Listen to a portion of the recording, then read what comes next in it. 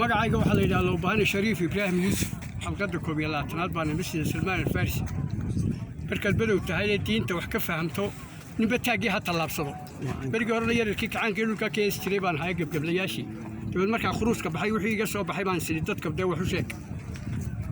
adduunku waa safar gaaban waana saacada yar aakhira salbalaade waa in loo sahay qaato suubanow nabigeenu saacadii u dambeeyay ka salcaalay adduunka sallallahu alayhi wasallam salaadood ku dadaashiya samir buu ku dardaarmay sunnihiisa aan raacno eeshiyaan ka siraatay iyo Baakistaanta saloogan ee sanateen ka baxaysay sahaydoodan qaatay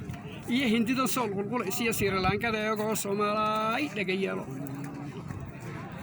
boqorkii noomay bayaan buu ina siiyay naftu ay ku badbaado hadaynaan baa laga leexan jalla jalaalo waa kitaabka quraanka weey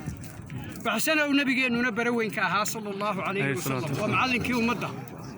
barbaartu ku dadaalayna basir bay u fahmeen ballankiina way fuliyeen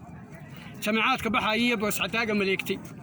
boorsadiisa xambaartay kitaabka beerka ku qaatay